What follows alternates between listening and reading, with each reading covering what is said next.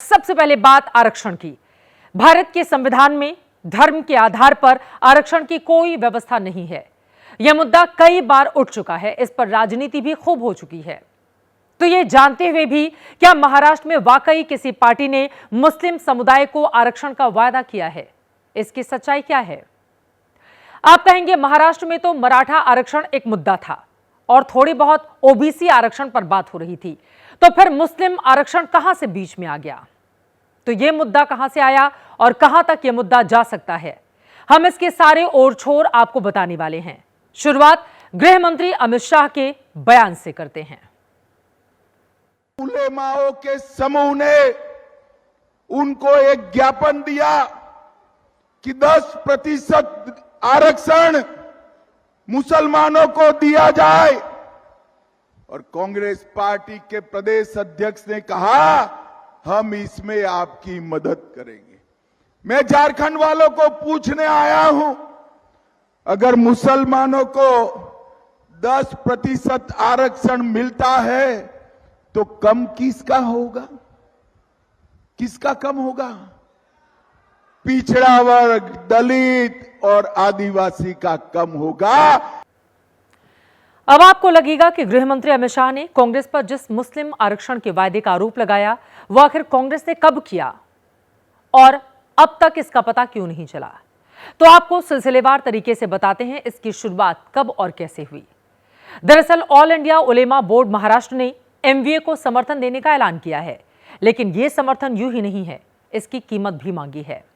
उलेमा board ने महाअघाड़ी के सामने समर्थन के एवज में 17 शर्तें रख दी।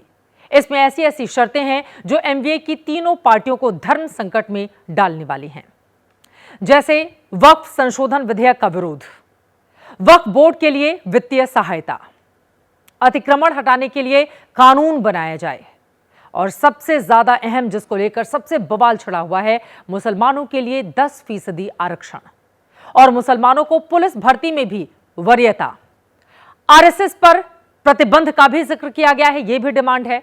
वहीं विवादित व्यक्तियों के खिलाफ कानूनी कार्रवाई की भी बात कही गई है।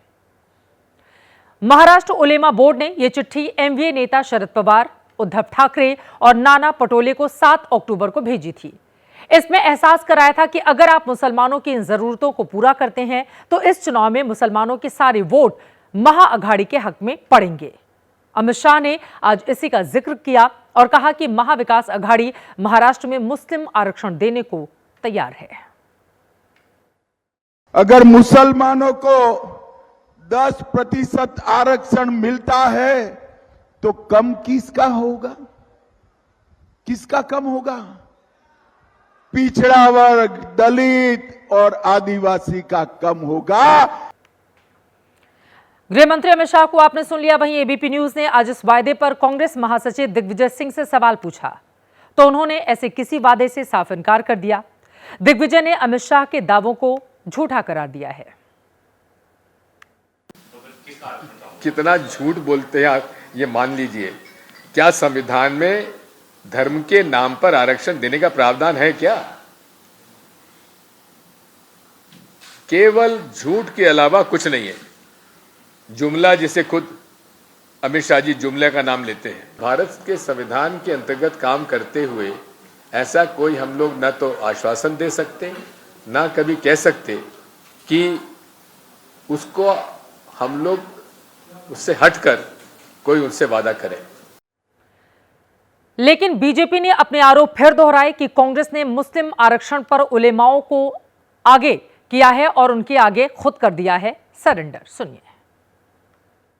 हम आपको सूचित करना चाहेंगे कि महाराष्ट्र में अखिल भारतीय सरकार के गठन के बाद हम आपकी मांगों को लागू करने के लिए निश्चित रूप से कदम उठाएंगे। मांगे क्या थी हमने पढ़ दिया, आश्वासन क्या है हमने पढ़ दिया। राहुल गांधी रोज संविधान लेकर आप देश में घूमते हैं, दिखाते हैं कि संविधान खतरे में है।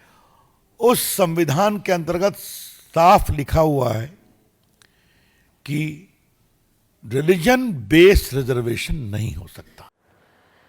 लेकिन बड़ा सवाल है कि जब कांग्रेस खुद नहीं मान रही कि उसने महाराष्ट्र के मुस्लिमों को आरक्षण देने का कोई वायदा किया है, तो बीजेपी ही सच बोल रही है, इसे भी कैसे मान लिया जाए। एबीपी न्यूज ने जब बीजेपी के आरोपों की पड़ताल की और कांग्रेस नेताओं के बयानों और उनके सोशल मीडिया हैंडल को खंगाला, तो इस पड़ताल में हमें महाराष्ट्र कांग्रेस कमेटी का एक लेटर हेड मिला है। महाराष्ट्र कांग्रेस कमेटी का यह जवाबी चिट्ठी जो आप इस वक्त अपनी टीवी स्क्रीन पर देख रहे हैं 9 अक्टूबर की है, यानी ऑल इंडिया उलेमा बोर्ड महाराष्ट्र की 7 अक्टूबर की चिट्ठी के जवाब में लिखी गई थी। चिट्ठी पर महाराष्ट्र कांग्रेस के अध्यक्ष नाना पटोले का नाम और उनके दस्तखत थे। यह चिट्ठी मराठी में लिखी हुई थी। इस पर जो जवाब लिखा गया था हिंदी में, उसका मजमून यह है। हमें AIUMB से एक निवेदन मिला है जो महाराष्ट्र विधानसभा चुनाव में 2024 में हमारा समर्थन करने और अपनी 17 मांग के संदर्भ में है। आपके समर्थन के लिए हम आपका शुक्रिया अदा करते हैं। उम्मीद है कि AIUMB चुनाव में कांग्रेस पार्टी के उम्मीदवारों की जीत के लिए प्रचार करेगा। MVA सरकार बनने के बाद हम आपकी 17 मांग लागू करने के लिए कदम उठाएंगे। यानी कांग्रेस ने आधिकारिक तौर पर उलेमा बोर्ड की मांग को खारिज नहीं किया, बल्कि सत्ता में आने के बाद उस पर विचार करने का वादा कर दिया। और यही अब चुनाव से 11 दिन पहले कांग्रेस और पूरे MVA पर हमले का आधार बन गया है। हालांकि कांग्रेस ने इसके बाद भी एक नई सफाई दी है। इसमें कहा गया है, भ्रष्ट गठबंधन ने नकली तस्वीर बनाकर लोगों को गुमराह करने की कोशिश शुरू कर दी है, जो कभी हुई ही नहीं, पत्र जो कभी गया ही नहीं। इस पत्र पर नाना पटोले जी के हस्ताक्षर भी फर्जी थे। आप चाहे कितने भी फेक नैरेटिव बना लो, सच बाहर आ ही जाएगा।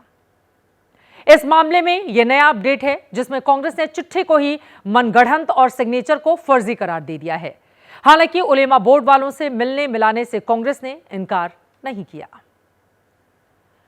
उधर 30 अगस्त 2024 की ही कुछ तस्वीरें भी देखिए जिसमें नाना पटोले इन्हीं उलेमाओं के प्रतिनिधि मंडल से मुलाकात कर रहे थे।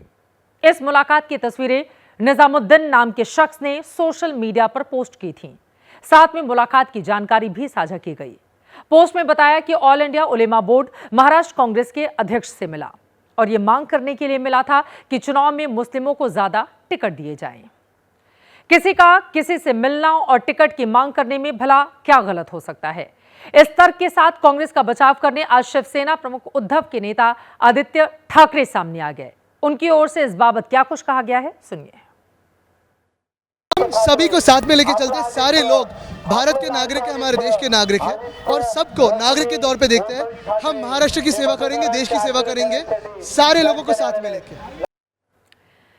लेकिन बीजेपी मानकर चल रही है कि मुस्लिम आरक्षण का जो मुद्दा उसने उठाया है वो कांग्रेस के लिए महाराष्ट्र और झारखंड दोनों ही प्रदेशों में दिक्कत पैदा करेगा।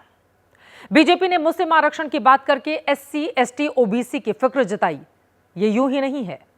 महाराष्ट्र में OBC आबादी 38%, SC की आबादी 11%, ST 9% और मुस्लिम 12% हैं। झारखंड में 46% OBC हैं, SC 12%, ST 26% और मुस्लिम आबादी 15% है। इसके पहले बीजेपी ने महाराष्ट्र में चुनाव प्रचार की शुरुआत ही आरक्षण पर राहुल गांधी के विदेश में दिए गए बयान से की थी। मराठा आरक्षण की चिंगारी महाराष्ट्र में पहले से ही मौजूद है। ऐसे में मुस्लिम आरक्षण का मुद्दा इन सारे मुद्दों पर हावी हो सकता है।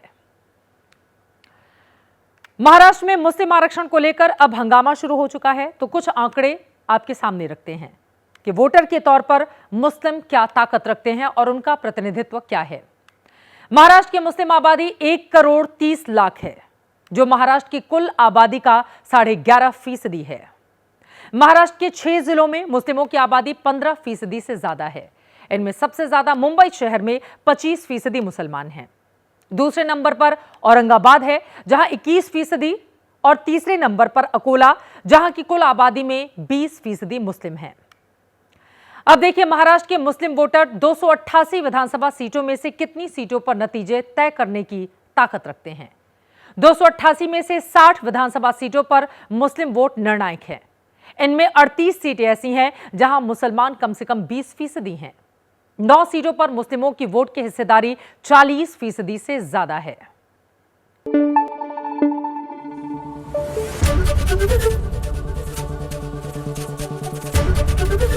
ABP न्यूज आपको रखे आगे।